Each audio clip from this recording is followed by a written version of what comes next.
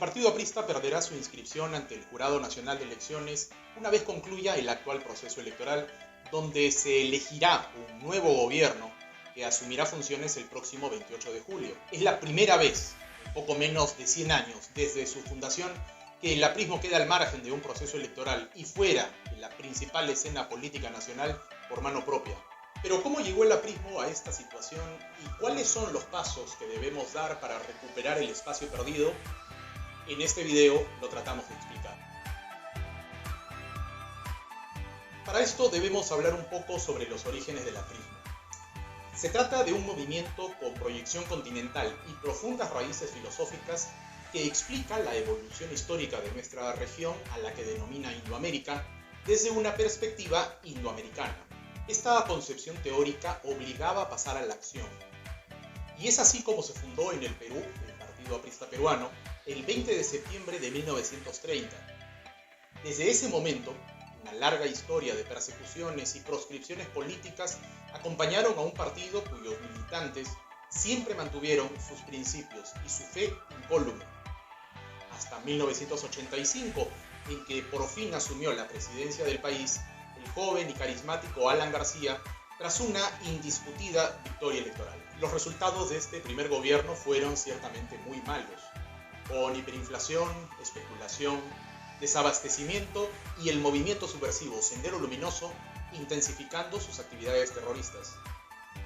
Todo esto condujo a la desacreditación de la política entre los peruanos y permitió, entre otros factores, la victoria electoral de Alberto Fujimori en 1990.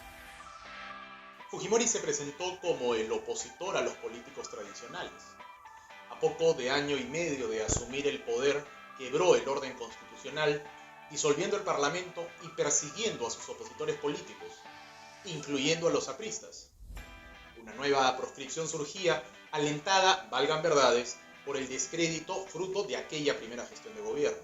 Cuando el régimen de Fujimori cayó, el expresidente Alan García volvió al país tras 9 años en el extranjero. La enorme capacidad política de García Pérez y el arraigo que mantenía el movimiento aprista entre miles de peruanos permitió la vuelta del partido al poder por segunda vez en 2006. Esta vez los resultados fueron espectaculares. Si bien es cierto, hubo un contexto internacional muy favorable, con el precio de los minerales en alza, el principal producto exportador del Perú, también hubo un gran despliegue para ejecutar obras de infraestructura y promover nuevos sectores de la economía, como la agroexportación y el gas natural, que transformaron el país. Lamentablemente, no hubo una planificación del desarrollo al que condujo este crecimiento. La informalidad que ha caracterizado la economía peruana hace varias décadas creció con el crecimiento de la economía, y los vicios de una economía informal se traspasaron a la política. En poco tiempo, a partir del 2011, el deterioro de la política se acentuó dramáticamente. No solo el procesamiento de los expresidentes de la nación, sino también de autoridades locales, regionales y diversos funcionarios públicos, en funciones o después de concluida su gestión, contribuyeron a desacreditar la política.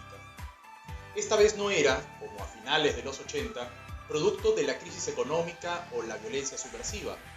Ahora se trataba de casos de corrupción vinculados a las diversas obras realizadas fruto de la expansión económica que antes aludíamos. Y como no había instituciones o partidos políticos más o menos sólidos para defender el sistema, ni tampoco políticos profesionales que hicieran ver la influencia que tiene la política sobre la vida del hombre común y corriente, aquella terminó hecha a pedazos.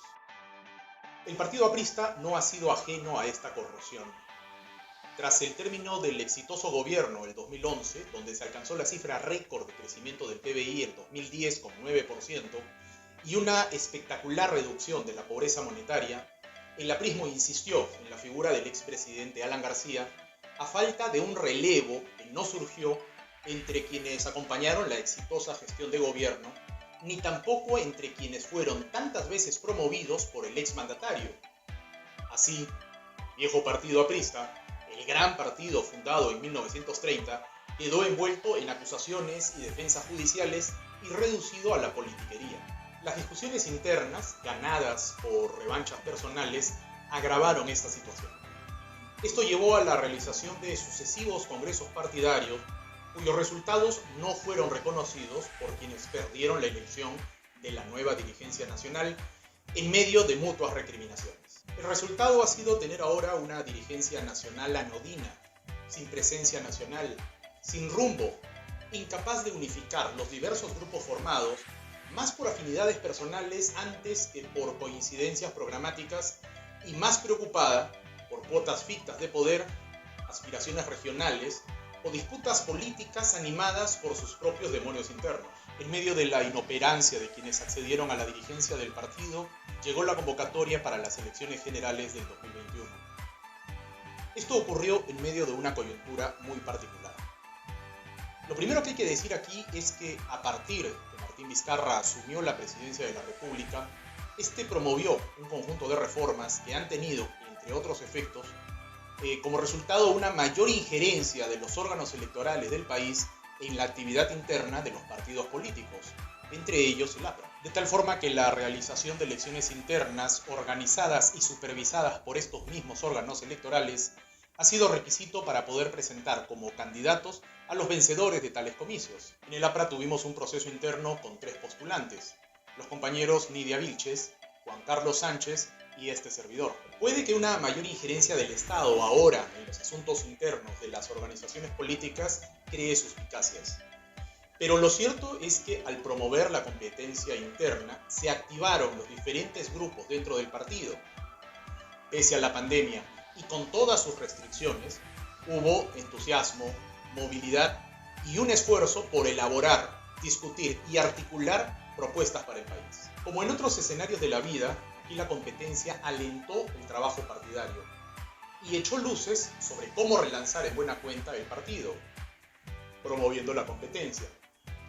Sobre todo porque, tras el suicidio del expresidente García, quien condujo el partido estos últimos años con aciertos y errores, y un evidente declive de su protagonismo público en los últimos años de su vida, una incógnita se abrió sobre el futuro del aprismo en el Perú. Pero volvamos a lo anterior. Fue Nidia Vilches quien ganó la elección interna, y la gran mayoría de compañeros cerramos filas tras ella a la expectativa de avanzar en la carrera electoral y ofrecer al país una alternativa seria y responsable que ordene la cosa pública y revierta la terrible situación económica que vivimos. Sin embargo, una negligencia inaceptable para una organización como la aprista acabó con esta oportunidad. Las listas de candidatos al Congreso intentaron inscribirse con la fecha límite encima y esta finalmente nos ganó. Como siempre se ensayaron excusas, se apeló y aparecieron mutuas recriminaciones. Lo cierto es que la postulación del APRA para estas elecciones del 2021 se cayó. De tal forma que el partido, fundado en un modesto taller de ebanistería en la plazuela del teatro hace 91 años, quedaba por primera vez en su historia fuera de un proceso electoral por cuenta propia. Así de increíble como lo escuchan. Si hasta aquí les pareció interesante este video y quieren saber cuáles son los próximos pasos que vamos a dar los apristas, los invito a dar clic en el siguiente enlace.